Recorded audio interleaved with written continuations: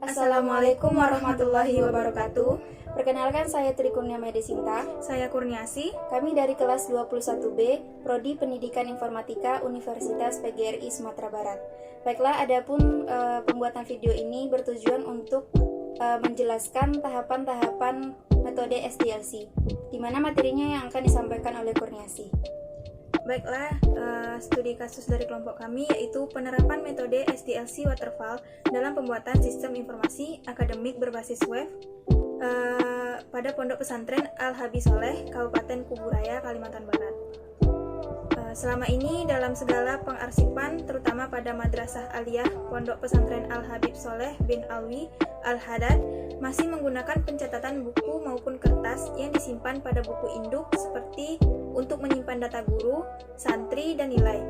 Yang mengakibatkan data berupa kertas dapat berakibat terjadinya pencatatan yang berulang, kerusakan seperti berkas hilang atau rusak. Begitu juga dalam hal informasi akademik masih terbatas, seperti informasi akademik yang diterapkannya masih menggunakan kertas. Adapun rumusan masalahnya, yang pertama, bagaimana membuat sistem informasi akademik berbasis web pada Pondok Pesantren Al-Habib Soleh bin Alwi Al-Haddad dengan mengikuti metode SDLC Waterfall. Yang kedua, bagaimana melaksanakan proses pengolahan data siswa, data guru, nilai, dan informasi akademik. Yang ketiga, bagaimana memberikan informasi terhadap orang tua dan untuk umum tentang kegiatan yang dilakukan oleh lembaga. Adapun tujuannya yaitu mempelajari dan menerapkan sistem terkomputerisasi dalam pengolahan data guru, siswa, nilai, dan informasi pada Madrasah Aliyah Pondok Pesantren Al-Habib Soleh bin Alwi Al-Haddad yang selama ini masih menggunakan pencatatan yang disimpan ke buku induk dan seringnya pencatatan data itu berulang.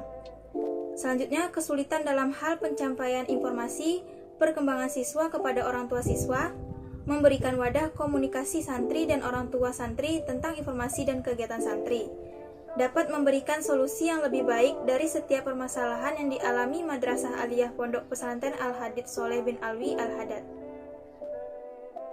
Baik, selanjutnya seperti gambar yang sudah disediakan, itu merupakan tahapan-tahapan dalam SDLC yang mana terdiri dari analisis, menuju ke desain, selanjutnya pengodean dan pengujian, yang mana penjabarannya akan disampaikan oleh rekan saya yaitu Tri Kurniamedi Sinta. Baiklah, materi selanjutnya yaitu tahapan-tahapan metode SDLC. Yang pertama ada analisa. Dalam tahap ini penulis mulai menganalisa apa saja kebutuhan dari sistem, mulai dari kebutuhan fungsional maupun kebutuhan non-fungsional dari sistem. Adapun hasil analisa kebutuhan yang dilakukan yaitu sebagai berikut. Yang pertama, kebutuhan fungsional yang terdiri dari admin, guru, siswa, dan wali kelas. Yang kedua, ada kebutuhan non-fungsional yang terdiri dari spesifikasi perangkat keras dan spesifikasi perangkat lunak. Yang kedua, ada desain. Tahap desain merupakan tahap lanjut dari tahap analisa, di mana dalam tahap ini disajikan desain-desain dari aplikasi seperti desain antarmuka dan desain database yang akan diterapkan ke dalam sistem informasi akademik yang akan dibuat. Pada desain ini ada 3 item. Yang pertama ada IRD, yang kedua LRS, dan yang ketiga database. Pada database ini ada 7 spesifikasi. Yang pertama spesifikasi file admin, yang kedua spesifikasi file guru, yang ketiga spesifikasi file siswa, yang keempat spesifikasi file nilai, yang kelima spesifikasi file pelajaran, yang keenam ada spesifikasi file wali kelas, dan yang ketujuh spesifikasi file informasi. Yang ketiga, pengodean dan implementasi. Pada tahap ini, penulis menerapkan desain database serta desain antarmuka ke dalam bahasa pemrograman, di mana bahasa pemrograman yang dipakai adalah menggunakan bahasa PHP untuk website. Yang pertama ada implementasi halaman utama sistem informasi akademik seperti yang sudah tertera pada gambar, seperti itu contohnya. Yang kedua ada implementasi halaman ruang siswa. Yang ketiga, implementasi halaman ruang utama guru. Yang keempat, implementasi halaman ruang wali kelas. Yang kelima, implementasi halaman login admin. Selanjutnya ada pengujian.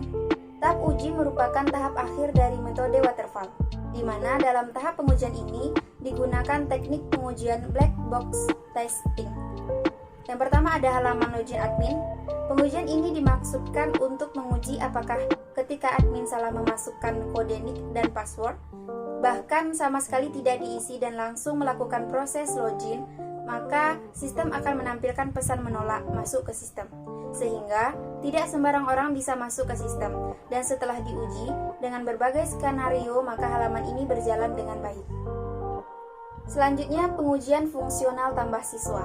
Pengujian ini dimaksudkan untuk menguji apakah jika admin mengisi data siswa dan tidak mengisi salah satu data yang tersedia, atau tidak mengisi semua data dan langsung melakukan proses, maka sistem akan menampilkan pesan peringatan untuk mengisi data yang masih kosong, sehingga data siswa harus lengkap diisi.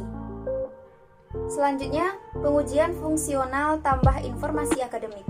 Pengujian ini dimaksudkan untuk menguji apakah jika user mengisi data tambah informasi dan tidak mengisi salah satu data yang tersedia atau tidak mengisi semua data dan langsung melakukan proses terbitkan, maka sistem akan menampilkan pesan peringatan untuk mengisi data yang masih kosong, sehingga data tambah informasi harus dilengkapi diisi. Pengujian fungsional login guru. Pengujian ini dimaksudkan untuk menguji apakah ketika guru salah memasukkan NIM dan tanggal lahir, bahkan sama sekali tidak diisi, dan langsung melakukan proses login, maka sistem akan menampilkan pesan menolak masuk ke sistem, sehingga tidak sembarang orang bisa masuk ke sistem.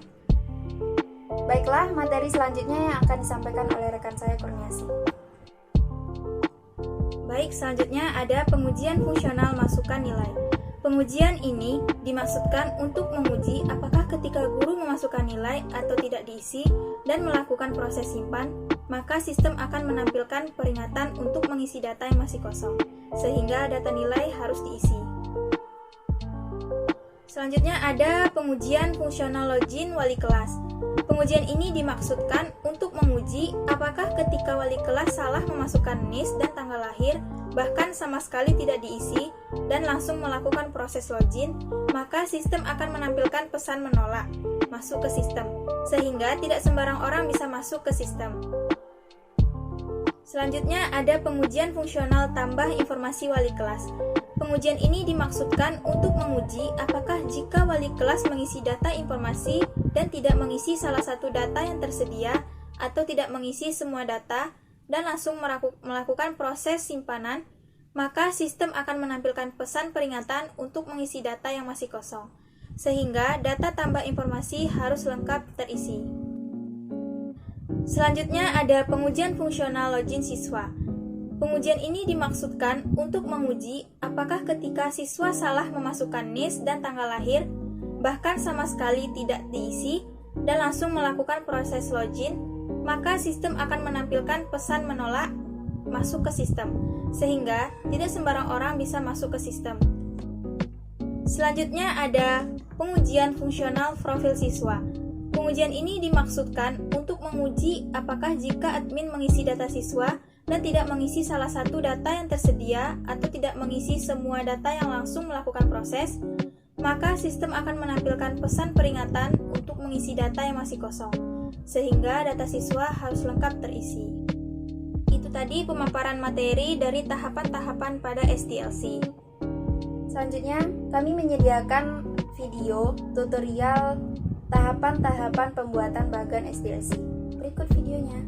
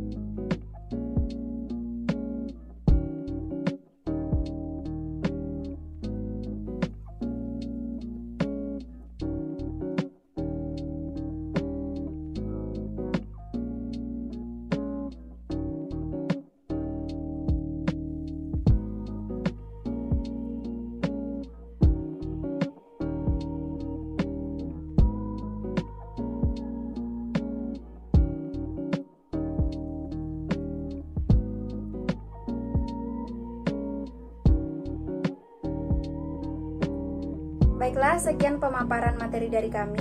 Kurang lebihnya kami mohon maaf. Kami tutup dengan Assalamualaikum Assalamualaikum warahmatullahi wabarakatuh.